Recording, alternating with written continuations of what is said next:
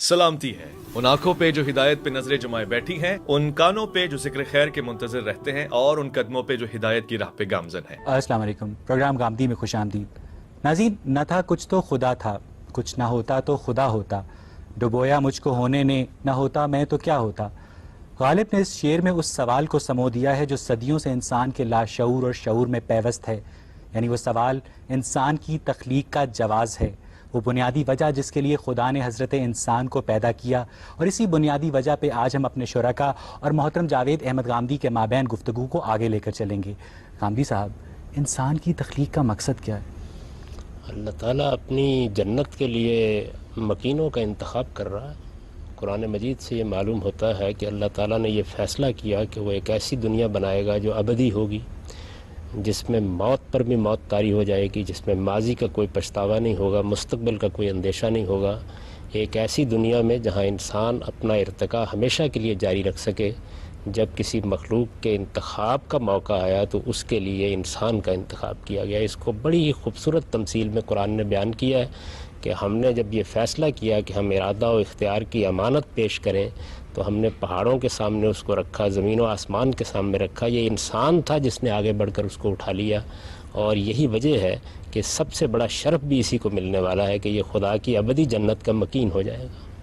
غامدی صاحب، آپ نے فرمایا کہ انسان جنت میں اپنی ارتقاء کو آگے بڑھا سکے گا، تو غامدی صاحب انسان تو اپنی ارتقاء کی اس منزل پر پہنچ چکا ہوگا جہاں وہ اعلیٰ ترین فکری و بشری صلاحیتوں کا مالک ہوگا، تو جنت میں ارتقاء کو آگے بڑھانے سے کیا مراد ہے؟ یعنی انسان جب ایک باشعور مخلوق ہے، وہ اپنے وجود کا بھی شعور رکھتا ہے، اپنے گرد و پیش کا بھی شعور رکھتا ہے، اور آپ نے یہ دیکھا کہ اس دنیا میں جب وہ آیا تو ہزاروں سال کروٹیں لینے کے بعد بالآخر ان 2-3 صدیوں میں اس نے اس کائنات کے اندر کے بے شمار راز دریافت کر لیے۔ تو یہ چھوٹی سی دنیا، یہ عارضی دنیا جو محض اس مقصد کے لیے بنائی گئی ہے کہ یہاں سے اس کے مکینوں کا انتخاب کر لیا جائے، جب اس کے مقابل میں وہ دنیا وجود میں آئے گی تو معلوم نہیں اس کے اندر کیا راز ہوں گے، کیا نوعیتیں ہوں گی، کیا معاملات ہوں گے کہ جن کے اندر انسان اپنے علم، عقل اور شعور کے ساتھ خدا کی ابدیت میں شریک ہو جائے گا۔ غامدی صاحب، انسان کو خدا نے اس لیے پیدا کیا تاکہ وہ جنت کے مکینوں کا انتخاب کر سکے، تو غامدی صاحب بہت سارے ایسے لوگ ہیں جو اس انتخاب کے اوپر اس لیے پورا نہیں اترتے کہ ان کے اندر وہ فکری و بشری صلاحیتیں نہیں موجود ہوتی، تو ان کا کیا ہوگا؟ کسی انسان کے اندر بھی اس صلاحیت کا فقدان نہیں ہے، ہر انسان کو یہ صلاحیت دے کر پیدا کیا ہے، اور جس امتحان میں اس کو ڈالا ہے وہ اس کے اخلاقی وجود کا امتحان ہے، نہ کہ اس کی صلاحیتوں کا امتحان ہے۔ بنیادی صلاحیت ہر شخص میں موجود ہے، اخلاقی وجود کا امتحان کیا جا رہا ہے، اس میں کچھ کامیاب ہو رہے ہیں، کچھ ناکام ہو رہے ہیں، اور اخلاقی وجود کا شعور بھی یکساں دیا گیا ہے، اس کی تعلیم بھی یکساں دی گئی ہے، اس کی ہدایت بھی یکساں دی گئی ہے، اس کے لیے مواقع بھی یکساں رکھے گئے ہیں۔ اللہ تعالیٰ جس طریقے سے اس دنیا کو چلا رہا ہے اس میں اخلاقی وجود کے امتحان کے لیے جتنے اسباب ممکن تھے اس نے پیدا کر دیے۔ قرآن مجید میں یہ بھی تو آتا ہے نا کہ ہم نے جن و انس کو اپنی عبادت کے لیے پیدا کیا۔ وہ یہ بتایا گیا ہے کہ اس امتحان میں کامیاب ہونے کے لیے آپ کو دنیا میں کرنا کیا ہے، یعنی جنت کے مکینوں کا انتخاب ہو رہا ہے تو اس انتخاب کے لیے بنیاد کیا ہے؟ وہ بنیاد یہ ہے کہ آپ خدا کے بندے بن کر رہیں، یعنی اس کو اگر سادہ لفظوں میں بیان کیجئے تو وہ یہ ہے کہ خدا کی بندگی کا حق ادا کرو گے تو جنت کے مکین ہو جاؤ گے، اور سرکشی کا رویہ اختیار کرو گے تو اس سے محروم ہو جاؤ گے۔ انسان کی تخلیق کا مقصد یہ ہے کہ اس دنیا میں عبادت کی جائے، اپنے آپ کو ایک سرٹن معیار کے اوپر لایا جائے، اور اس کے بعد اس عمل کی وجہ سے جنت میں اور یا دوزخ میں انسان اپنے اعمال کی بنیاد پر داخل ہو۔ یعنی جب یہ طے کر دیا گیا کہ اللہ تعالیٰ نے فیصلہ کیا ہے کہ وہ اپنی جنت کے مکینوں کا انتخاب کرے گا تو پھر یہ بتانا ضروری تھا کہ یہ انتخاب کس بنیاد پر ہوگا۔ تو یہ بنیاد ہے جو قرآن نے بتائی ہے کہ یہ سرکشی اور بندگی کی بنیاد پر ہوگا۔ اگر بندہ اس شعور کے ساتھ جیتا ہے کہ میں بندہ ہوں، میرا ایک خالق ہے، مجھے ایک دن اس کے سامنے جواب دہ ہونا ہے، مجھے اپنے اخلاقی وجود کو پاکیزہ بنانا ہے، تو وہ بندگی کا حق ادا کرے گا اور اس کے نتیجے میں جنت کا مکین ہو جائے گا۔ اگر وہ سرکشی اختیار کر لیتا ہے، حقائق کو تسلیم نہیں کرتا، تو پھر لازمی طور پر اس کا نتیجہ اس کے سامنے آ جائے گا۔ صاحب یہ بھی تو کہا جا سکتا ہے نا کہ خدا نہ انسان کو تخلیق کرتا نہ اس کو جنت میں جانے کی ضرورت پیش آتی۔ یہ تو ایسا ہی ہے کہ کوئی یہ کہے کہ میں کراچی اس لیے جا رہا ہوں کہ کراچی ہے، بھائی کراچی نہ ہوتا نہ مجھے کراچی جانا پڑتا۔ تو غامدی صاحب یہ تو انسان کی پیدائش کے بعد اس کو ایک ٹیمپٹیشن دی گئی کہ تم اس کرائٹیریا کے اوپر عمل درآمد کرو تو تمہیں جنت یا دوزخ میں بھیجا جا سکتا ہے، لیکن انسان کی تخلیق یعنی حضرت آدم کی جو تخلیق میں پوچھنا چاہ رہا ہوں آپ سے کہ جو کی گئی اس کے وقت خدا کے ذہن میں کوئی کیا پلان تھا؟ جیسے مثلا یہ بھی تو کہا جاتا ہے نا کہ حوا کی نافرمانی کے نتیجے میں آدم کو جنت سے نکال دیا گیا، تو کیا وہ ساری تبدیلی کرنا پڑی پلان میں؟ نہیں، ایسی کوئی چیز نہیں ہے. اللہ تعالیٰ نے جو اس وقت اسکیم تھی اسی کو قرآن مجید میں بیان کیا، اسی کو بائبل میں بیان کیا ہے. جہاں جہاں بھی اللہ کے پیغمبر آئے ہیں انہوں نے یہی اسکیم انسانوں کو بتائی ہے. وہ واقعہ جو آپ نے بائبل میں بھی پڑھا ہوگا، قرآن میں بھی پڑھا ہوگا، وہ اصل میں انسان کو ایک باغ میں رکھ کر یہ دیکھا گیا کہ اس کے اندر جو پوٹینشیل ودیت کیا گیا ہے اس کا ظہور کیسے ہوتا ہے. اور وہ بڑی خوبصورت تمثیل ہے. اس میں اصل میں یہ بتایا گیا کہ دیکھو انسان کو ہم نے ایک جگہ رکھا اور پھر اس کے اوپر کچھ پابندیاں لگا دیں، تو معلوم ہوا کہ انسان جذبات میں آ کر خواہشات کا اسیر ہو کر پابندیوں کو توڑ بیٹھتا ہے. تو معلوم ہوا کہ انسان کے اندر دو چیزیں پائی جاتی ہیں، ایک اس کی انانیت ہے جس سے تفوق کی جبلت جنم لیتی ہے، دوسرے جنسی رجحانات ہیں جن کو اس دنیا کے اندر ایک امتحان سے گزرنا ہے. دونوں کا جب اظہار ہو گیا تو یہ معلوم ہو گیا کہ جو انسان بنایا گیا ہے وہ ٹھیک اسکیم کے مطابق بن گیا ہے. لہٰذا یہ چیز پہلی ہدایت اس کے لیے بن گئی اور اسے کہا آپ دنیا میں جاؤ. بس انسان کی تخلیق کا معاملہ کیسے آگے بڑھے گا ناظرین، اس پر ہم گفتگو کا سلسلہ جاری رکھیں گے، لیکن اس سے پہلے وقت ہوا ایک بریک کا. حاضر ہوتے ہیں بریک کے بعد.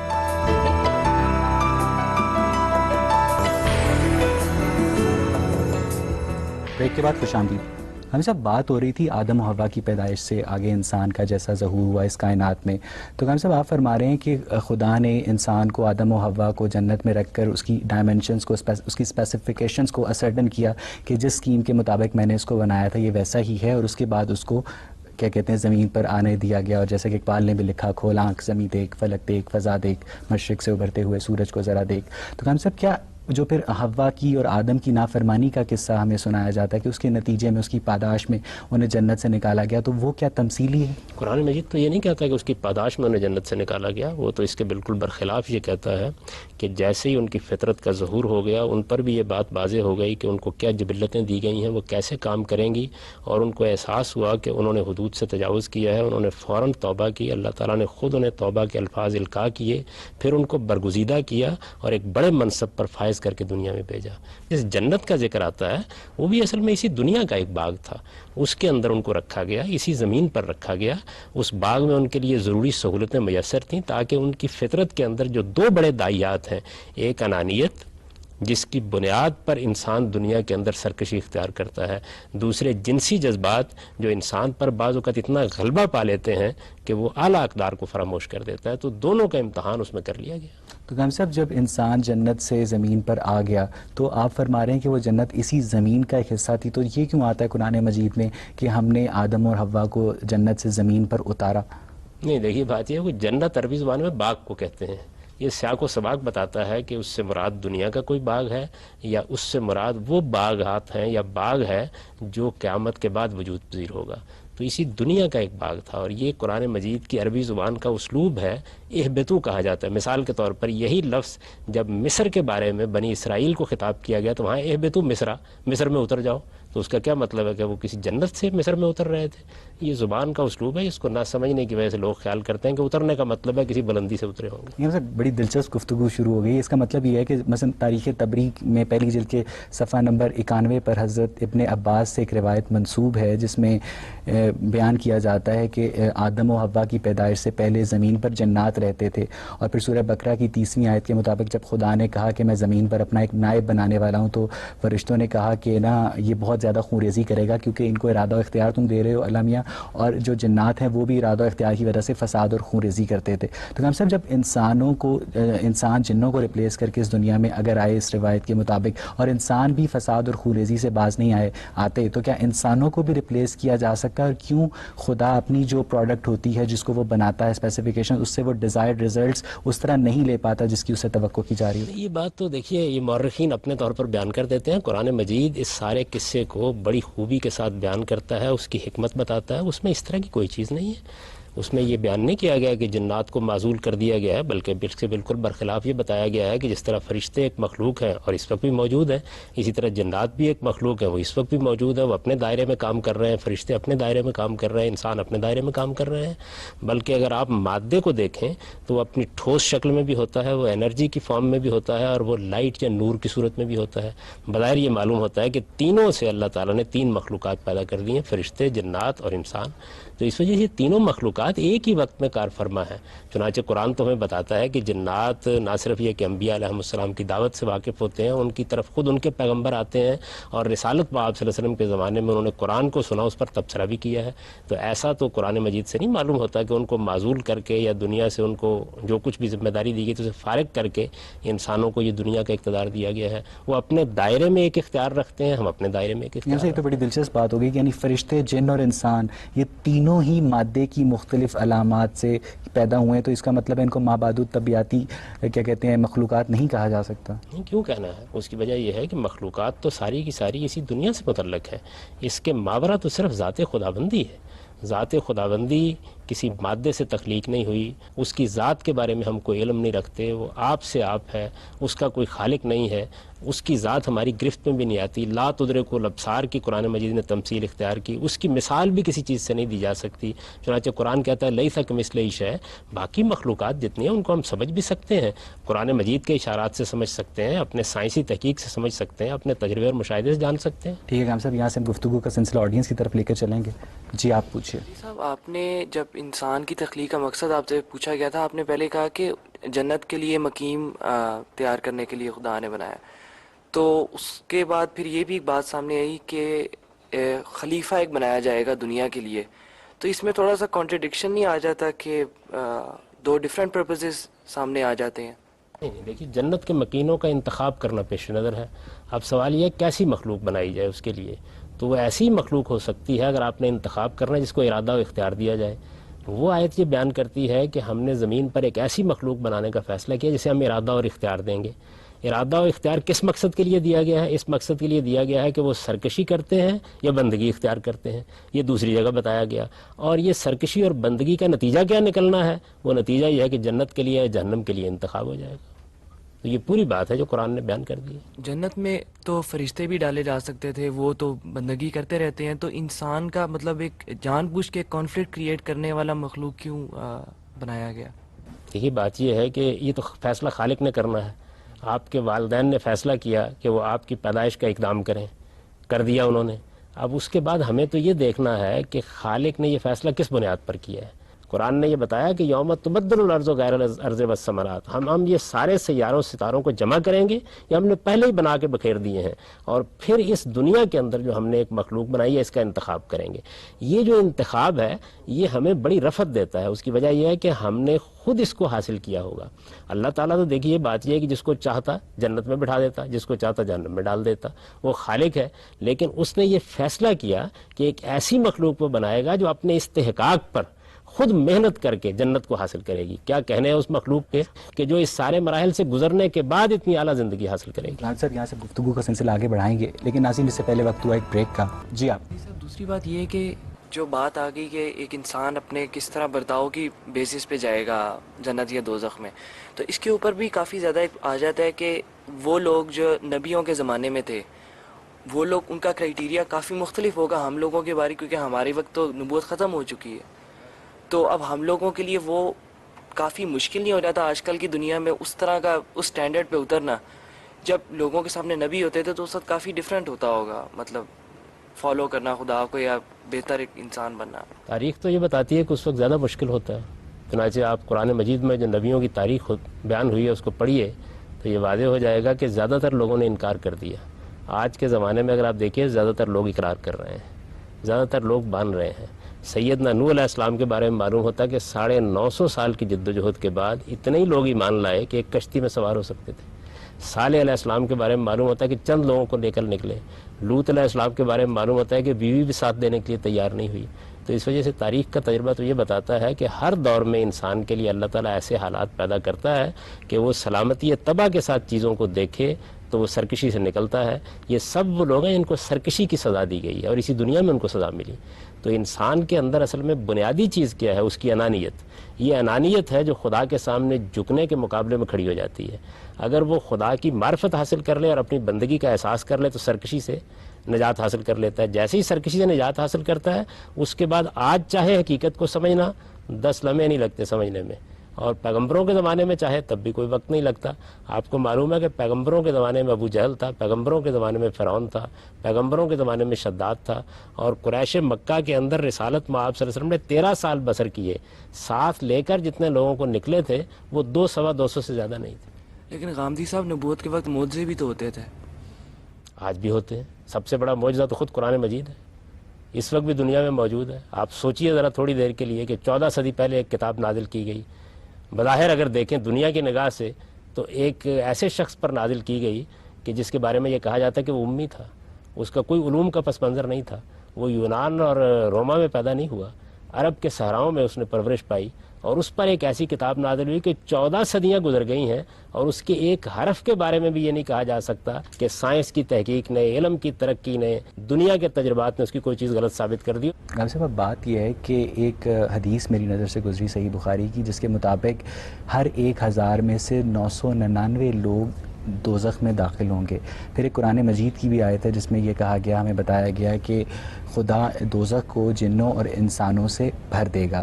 ہم سب آج بھی جب ہم دنیا کا جائزہ لیتے ہیں تو ہمیں نظر آتا ہے کہ برائی زیادہ ہے. بہرحال اچھے لوگ اس طرح اقتدار میں نہیں ہوتے، اس طرح طاقت میں نہیں ہوتے. ہر طرف ایک شیطانی قوتوں کا غلبہ ہمیں نظر آتا ہے. تو ہم سب اس سے بظاہر دیکھنے میں یہ معلوم ہوتا ہے کہ بہرحال جو زیادہ لوگوں کی تعداد ہے ان کا جو جھکاؤ ہے، انکلینیشن ہے، جنت کی طرف نہیں بلکہ دوزخ کی طرف ہے. تو جب خدا کا مقصد تخلیق یہ ہے کہ وہ جنت کے لیے لوگوں کا انتخاب کرے اور جبکہ زیادہ لوگ دوزخ کی طرف مائل ہو رہے ہیں، تو اس سے کیا ڈیوائن سکیم کے اوپر کویسچن مارک نہیں اٹھتا؟ یہ خدا نے تو انتخاب کرنا ہے، ارادہ دے دیا، اختیار دے دیا، تو انسان ہے جو اپنی بدقسمتی کا سودا کر لیتا ہے. اور دوسری یہ جو بات عام طور پر بیان ہو جاتی ہے تو اس کا مطلب یہ ہے کہ بہت سے لوگ جنت کے مستحق نہیں ہو سکیں گے، وہ ابتداً جہنمی کے مستحق ہوں گے، اور ان میں سے بہت سے ہوں گے کہ جو اپنی اپنی سزا بھگت لینے کے بعد پھر جنت کے مستحق ہو جائیں گے. تو ایک عمل ہے جو وہاں بھی جاری رہے گا اسی طریقے سے. یعنی اگر کسی آدمی نے سرکشی اختیار کی ہے، استکبار اختیار کیا ہے، تو ہمیشہ کی جہنم میں ڈال دیا جائے گا. جو لوگ ایمان کے ساتھ غلطی کر بیٹھے، کوتاہی ہو گئی، کوئی گناہ ہو گیا، ان کے لیے سزا کی مدتیں ہو سکتی ہیں، وہ اس کو گزاریں گے، اور گزارنے کے بعد ایک ارتقائی عمل کے نتیجے میں جنت میں چلے جائیں گے. اس کی تخلیق کا مقصد کہ جب انسان آدم بھی نہیں بنا تھا اس وقت خدا کے ذہن میں کیا تھا کہ میں اپنی جنت کے لیے لوگوں کو منتخب کر رہا ہوں؟ بالکل یہی ہے. قرآن مجید نے بڑی وضاحت سے اس کو بتایا ہے. آپ اگر قصہ آدم و ابلیس کی آیات سورہ بقرہ کے شروع میں پڑھیں تو اس میں یہ بتا دیا گیا ہے کہ ہم نے یہ فیصلہ کیا، پھر آدم و حوا کو ہم نے ایک باغ میں رکھا، اس میں جب ان کی فطرت کا ظہور ہو گیا تو ہم نے اسی وقت انہیں بتا دیا کہ اب تمہارے اس سارے امتحان کا نتیجہ نکلنے والا ہے. وہ دیکھیے اس میں الفاظ ہیں فَإِمَّا يَأْتِيَنَّكُم مِّنِّي ہُدًى، پھر میری ہدایت آتی رہے گی وقتاً فوقتاً. جو پیروی کریں گے ان کے لیے نہ ماضی کا کوئی پچھتاوا ہوگا، نہ مستقبل کا کوئی اندیشہ، اور جو یہ پیروی اختیار نہیں کریں گے ان کے لیے پھر تکذیب کریں گے، جھٹلائیں گے، ان کے لیے جہنم کی وعید ہے. صاحب آپ نے ایک جگہ یہ بھی فرمایا تھا ایک پروگرام میں کہ انسان پر ایک حیوانی دور بھی گزر چکا ہے. تو غامدی صاحب اگر انسان کو خدا نے اس لیے پیدا کیا ہے کہ وہ اس کو ایک سلیکشن پروسیس سے گزار کے جنت یا دوزخ کے لیے مستحق قرار ٹھہرائے، تو غامدی صاحب جو لوگ حیوانی دور میں پیدا ہوئے تھے تو ان کی تخلیق کا کیا مقصد تھا؟ وہ تو اس پروسیس پہ عمل نہیں کر سکیں گے نا. ان کی تخلیق کا وہی مقصد تھا جو حیوانات کی تخلیق کا مقصد ہے. یعنی وہ تو انسان ابھی بنے ہی نہیں تھے. اللہ تعالیٰ نے یہ قالب بنایا تھا ان کا. انسان دو چیزوں کا مجموعہ ہے، ایک اس کا قالب ہے، یہ اس کا حیوانی وجود ہے. اس حیوانی وجود کے اندر وہ شخصیت ودیت کی گئی ہے. قرآن مجید اس کو بیان کرتا ہے کہ ہم نے انسان کے حیوانی وجود کو جب پایا تکمیل تک پہنچا لیا، نفخت فیہ من روحی، اس کے بعد اس میں اپنی پھونک پھونکی اور اس کے نتیجے میں اس کو شعور ملا، انسانیت ملی. تو انسانیت جس گروہ کو دی گئی وہ ہے جس کی ابتدا آدم و حوا سے ہوئی ہے. یہ وہ دو انسان ہیں، یعنی ایک آدم اور ایک حوا، جن سے اب انسانیت کی ابتدا ہو رہی ہے. لیکن آدم و حوا تک انسان کے جس حیوانی وجود کی تشکیل کے بے شمار مراحل ہیں جو پہلے وجود سے انسان نے بشری شعور کی طرف کس طرح سفر طے کیا، اس پر ہم گفتگو کا سلسلہ آگے بڑھائیں گے. لیکن ناظرین اس سے پہلے وقت ہوا ایک بریک کا. غام صاحب فتوحات مکیہ میں ابن عربی نے ایک واقعہ بیان کیا ہے جس کے مطابق انہوں نے لکھا ہے کہ ایک جن خانہ کعبہ میں حج کر رہا تھا تو ایک شخص نے اس سے پوچھا تمہاری عمر کتنی ہے؟ تو اس نے کہا کہ میری عمر کئی ہزار برس ہے. تو اس نے کہا اچھا تمہاری عمر کئی ہزار برس ہے تو تم نے آدم کو تو دیکھا ہوگا. تو اس جن نے استہزائیہ انداز میں پوچھا کہ کون سا آدم؟ آدم تو کئی تھے. اب غامدی صاحب اس بات کو میں کنیکٹ کر رہا ہوں آپ کی پچھلی بات سے جس میں آپ نے فرمایا کہ انسان نے ایک حیوانی وجود سے بشری شعور کی طرف سفر کیا. تو غامدی صاحب جو ماڈرن ایوولوشنسٹس ہیں وہ بھی یہ کہتے ہیں کہ انسان کا جو جینیٹک اوریجن ہے وہ ایک نہیں ہے. تو کیا آپ یہ بات کر کے انسان کا جو نظریہ تخلیق ہے اس کی حمایت کر رہے ہیں؟ نہیں، میں قرآن مجید کا نظریہ آپ کو بیان کر رہا ہوں. قرآن مجید کا جو نظریہ ہے وہ یہ ہے کہ انسان کے حیوانی وجود پر ہزاروں سال گزرے ہیں. قرآن اس کو بیان کرتا ہے، بدا خلق الانسان من طین، ہم نے انسان کو بنانا شروع کیا گارے سے، مٹی سے. وہاں سے وہ زمین کے پیٹ سے پیدا ہونا شروع ہوا، بالکل ایسے جس طرح کہ دوسری جگہ اس کی تمثیل بیان کی ہے کہ انبتکم من الارض نباتا، ہم نے زمین سے تمہیں ایسے ہی اگا دیا جس طرح کہ ہم پودے اگاتے ہیں. تو انسان کے لیے جو چیز اب رحم مادر ہے، ماں کا پیٹ ہے، وہی چیز پہلی تخلیق میں زمین کا پیٹ بنا. تو زمین کے پیٹ سے انسان پیدا ہونا شروع ہو گئے. یہ انسان ہی نہیں بلکہ دوسری مخلوقات بھی پیدا ہوئیں. یہ حیوانی وجود کی تشکیل تھی. جب یہ پایہ تکمیل کو پہنچ گئی کئی نسلوں میں، اس کے بعد اللہ تعالیٰ کہتے ہیں کہ پھر میں نے کیا کیا، ثم جعل نسلہ من سلالۃ من ماء مہین، پھر میں نے خود اپنی نسل پیدا کرنے کی صلاحیت اس میں پیدا کر دی. جب یہ صلاحیت پیدا ہو گئی اس کے بعد فرمایا ہے کہ پھر میں نے اس کے اندر انسانی شعور بخشا، اور پھر اس قالب میں جب انسان آیا تو وہ پہلے انسان آدم و حوا تھے. ہم سب انہی کی اولاد. سب یہاں سے ہم گفتگو کا سلسلہ آڈینس کی طرف لے کے چلیں گے. جی آپ پوچھیں. جس کو بہترین دودھ بھی میسر ہے اپنے گھر پہ، بہترین شہد بھی میسر ہے اپنے گھر پہ، پوروں کی اس کے پاس کوئی کمی نہیں ہے، ایسی شراب بھی میسر ہے جس پہ مستی بھی ہے، سرود بھی ہے، اس کے لیے جنت میں کیا اٹریکشن ہے؟ اس نے موت پر قابو پا لیا، بڑھاپا نہیں آئے گا، اضمحلال نہیں ہوگا، شباب نہیں جائے گا. جنت صرف اس چیز کا نام نہیں ہے جن چیزوں کا آپ نے ذکر کیا. جنت نام ہے ابدی زندگی کا، جہاں موت پر موت واقع ہو جائے گی. اس سے بڑھ کر انسان کی خواہش کیا ہو سکتی ہے؟ قبر میں پاؤں لٹکائے ہوئے ہوتے ہیں اور انسان مرنے کے لیے تیار نہیں ہوتا. 20-25 سال کی عمر میں شباب کی عمر کو پہنچتا ہوں، 15-20 سال میرے شباب کے ہوتے ہیں، اس کے بعد اضمحلال، پھر تو میں اٹھ بھی نہیں سکتا. کہلا یعلم من بعد علم شیئا. میں نے تو اپنی زندگی میں جنت دیکھ لی، میرے لیے بہت پیچھے رہ کے گیا، مطلب میں نے جنت دیکھ لی، اب میرے لیے کیا اٹریکشن ہے؟ موت آئے گی بھی تو آیا کرے، کیونکہ میں نے ایک بھرپور زندگی جی لی. آپ نے جنت کی بڑی معمولی سی جھلک دیکھی ہے. آپ نے جنت کی بڑی معمولی سی جھلک دیکھی ہے، وہ بھی آپ کو اس لیے دکھائی گئی ہے تاکہ آپ کچھ اندازہ کر لیں کہ وہاں کیا ملنے والا ہے. سر اگر میں بندگی اختیار نہیں کروں گی تو مجھے جنت نہیں ملے گی، اور میری زندگی کا تو مقصد ہی صرف جنت کا حصول ہے، تو پھر زندگی بیکار ہے. آپ کے خیال میں یہ کوئی معمولی مقصد ہے؟ یعنی ابدی زندگی، اٹرنل لائف، جس کے اندر آپ کا شعور ہمیشہ ہمیشہ کے لیے پائیدار ہو گیا، خدا کی ابدیت میں آپ کو اللہ تعالیٰ نے حصہ عطا فرما دیا، یہ کوئی معمولی چیز ہے؟ یعنی مجھے یہ بتائیے، آپ تو زندگی کے چند گھنٹوں کے لیے ترس رہی ہوتی ہیں.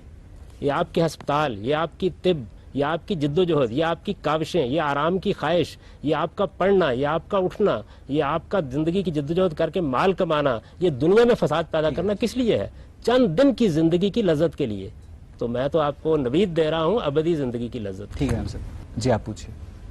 آپ نے انسان کی جو تخلیق ہے اس کا ہمیں قرآنی نظریہ بتایا، لیکن جو ماڈرن سائنس ہے اس میں ایوولوشن کا نظریہ جو ہے وہ تو یہ کہتا ہے کہ انسان اور تمام دوسرے جو جاندار ہیں ان کا ایک کامن ڈسینٹ ہے، یونی سیلولر سے ساری جو ہے وہ ایوولوشن ہوئی ہے. تو یہ تو بظاہر ہمیں جو مذہب کا نظریہ ہے تخلیق کا اس سے متصادم نظر آتا ہے. اس پہ آپ کیا فرمائیں گے؟ دونوں نظریات پر غور کیجیے، دونوں کے دلائل پر غور کیجیے. جو پہلا نظریہ آپ نے سائنس کا بیان کیا ہے وہ ایک نظریہ محض، کوئی حقیقت نہیں ہے. ابھی تک کوئی اس کا ایویڈنس نہیں دستیاب ہو سکا. دنیا کے اندر جتنا فاسلز کا ریکارڈ ہے اس کی نفی کر رہا ہے پوری طرح. جو دعوے کیے گئے تھے صحیح ثابت نہیں ہوئے. سیل کے بارے میں جو معلومات ڈارون کے زمانے میں تھی، اب دنیا بہت اس سے آگے بڑھ گئی. جینیٹک سائنسز سے جو ایویڈنسز آ رہے ہیں وہ فاسل ریکارڈز کے ساتھ کوئنسائڈ کر رہے ہیں، اور کامن ڈسینٹ کے جو دلائل دینے والے ہیں وہ یہ کہتے ہیں کہ انسان اور جانوروں کے جو مختلف اعضاء ہیں جسام کے وہ بالکل ملتے جلتے موجود ہیں. قرآن کی تھیری تو سر جو ہے وہ ایک ہمیں بتائی جا رہی ہے کہ ایسا ہوا، اگر وہ سائنٹیفک تھیری ہے تو اس پہ سائنٹیفک ریسرچ کیسے ہو سکتی ہے؟ خدا آپ کو توفیق دے تو کریں، الہام قرآن سے بھی لینا سیکھیں. یہ دیکھیں کہ ڈارون کے نقطہ نظر کے اوپر کیا اعتراضات اب ہو گئے ہیں، دنیا میں نئی تحقیقات نے کیا مسائل پیدا کر دیے ہیں. فاسلز کا پورا ریکارڈ ابھی تک پوری طرح نفی کر رہا ہے. میرا خیال یہ ہے کہ آپ نے صرف اس کے بارے میں کچھ چیزیں پڑھ لی ہیں، کبھی اس کا سائنٹیفک مطالعہ نہیں کیا کہ اس کے اوپر اعتراضات کرنے والے کیا اعتراضات کر رہے ہیں. اب تو دنیا میں اتنا کچھ لکھا جا چکا ہے کہ میرا خیال ہے نوجوانوں کو اس کو پڑھنا چاہیے. ابھی تک یہ کوئی حقیقت نہیں بن سکی، اور اس کے مقابل میں قرآن کا نظریہ موجود ہے. کیجئے تحقیق اس کے اوپر، یہ آپ کو بتائے گا. جن چیزوں کے اصل میں ریکارڈ پیش کیے جا رہے ہیں قرآن نے تو اس کا راز کھول دیا ہے. کہ وہ اصل میں انسان کے حیوانی وجود کا ارتقا ہو رہا تھا اس میں. لیکن سائنٹیفک ریسرچ جو ہے وہ سائنٹسٹ کرتے ہیں, جو اس کی ایک میتھڈالوجی ڈیسائیڈڈ ہے اس کے مطابق کی جاتی ہے. جب آپ جو تھیریز یا جو مذہب ہمیں تھیریز پیش کرتا ہے, اگر اس کی سائنٹیفک بنیادوں پہ ریسرچ نہیں کی جا سکتی تو اس لیے لوگ نہیں کرتے. کیوں نہیں کی جا سکتی؟ سائنسی ریسرچ کو آپ جانتے ہیں کیسے ہوتی ہے؟ پہلے ایک مفروضہ ایک بڑے آدمی کے ذہن میں آتا ہے, پھر اس کے بارے میں ایویڈنس تلاش کرنا شروع کیا جاتا ہے. یہ بھی ایک مفروضہ تھا جو ڈارون نے پیش کیا. ڈارون نے کسی حقیقت کو نہیں بیان کیا تھا. ڈارون تو خود اپنی کتاب اوریجن آف دی اسپیشیز میں اعتراف کرتا ہے کہ ابھی مجھے اس کی درمیان کی کڑیوں کے بارے میں کوئی چیز بھی نہیں میسر آ سکی. ابھی تک جتنا ایویڈنس میسر آیا وہ کیا ہے؟ وہ ایک نو کے اندر تبدیلیوں کا ہے. مثال کے طور پر پروانوں کی مثال دی جاتی ہے کہ خاص علاقے کے اندر ان کا رنگ تبدیل ہو گیا اور وہ پیدا ہونا بند ہو گئے. کسی نو سے نو میں تبدیل ہو گیا, اس کا کوئی آج تک ایویڈنس پیش نہیں کیا جا سکا. تو 9 سے 9 کی تبدیلی ہے جس کے لیے ڈارون کے نظریے کو اپنا کوئی ایویڈنس, کوئی شہادت پیش کرنی ہے. آذراہ کرم ذرا آپ ان چیزوں کو پڑھیے جو اس پر تنقید میں لکھی جا رہی ہیں. گاندھی صاحب, آپ فرما رہے ہیں کہ انسان کی زندگی کا جو حتمی مقصد ہے وہ جنت کا حصول ہے, اس کے لیے خود کو حقدار ثابت کرنا ہے. ناظرین, اسی پر ہم گفتگو کا سلسلہ آگے بڑھائیں گے, لیکن اس سے پہلے وقت ہوا ایک بریک کا. ہم صاحب, آپ فرما رہے ہیں کہ انسان کی زندگی کا جو ایبسولوٹ مقصد ہے وہ ہے جنت کا حصول.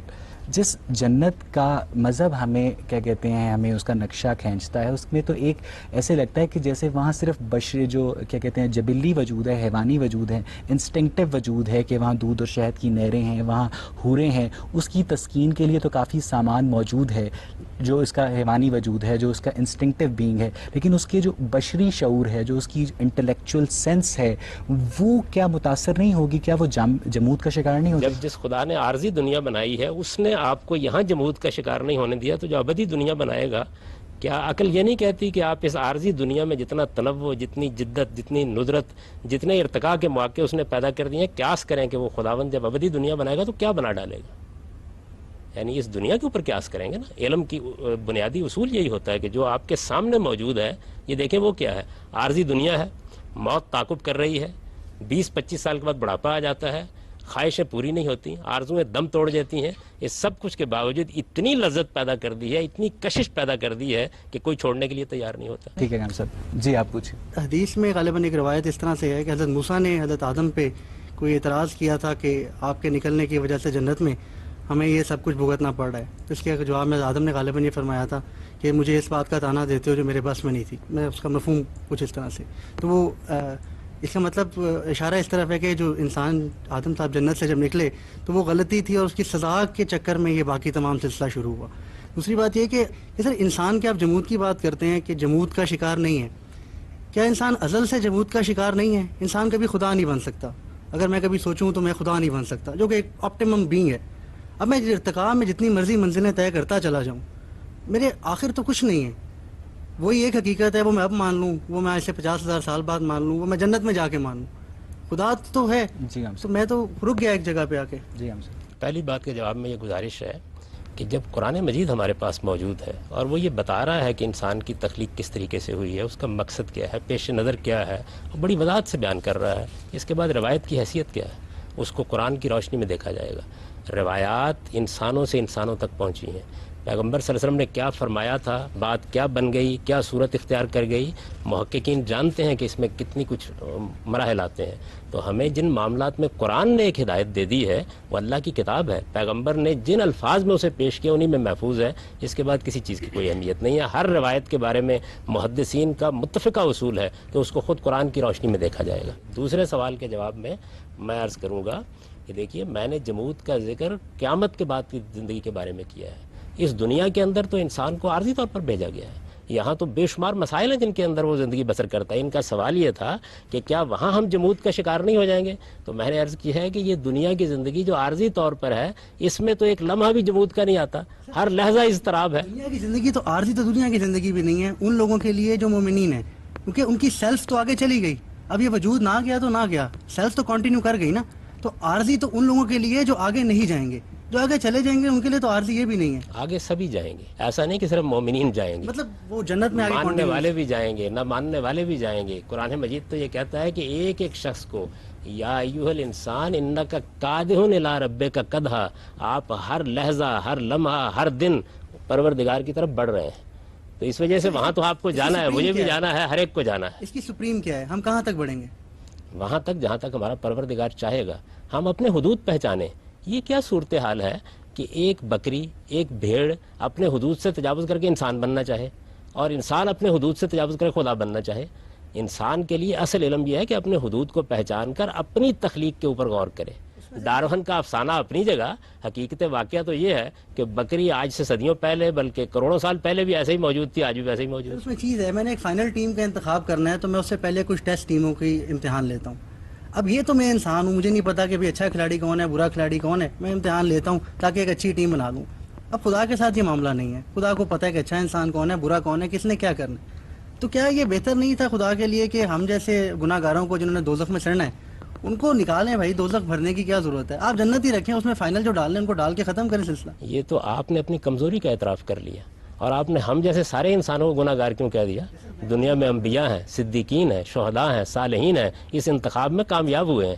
آپ ان کی طرف بھی نگاہ اٹھا کے دیکھیے. میں نے تو آپ سے عرض کی ہے انتخاب کیسے ہوتا اگر ارادہ و اختیار نہ دیا جاتا. ارادہ و اختیار دیا جائے گا، ارادہ و اختیار دیا جائے گا تو پھر گناہ گار بھی ہوں گے، پھر سرکش بھی ہوں گے، پھر گوارا کرنا پڑے گا. اور اگر خدا اپنے علم کی بنیاد پر فیصلہ کرتا تو مثبت فیصلہ تو قبول کر لیا جاتا، منفی فیصلہ کیسے قبول کیا جاتا؟ نہ قبول کریں. خدا بے نیاز ہے، اس کو لوگوں کے فیصلوں سے کیا ہے؟ خدا عادل بھی ہے. یہ آپ نے خدا کی صرف ایک ہی صفت جانی. خدا علیم ہے، خدا حکیم ہے، خدا عادل ہے. وہ اپنی ساری صفات کے ساتھ ہے.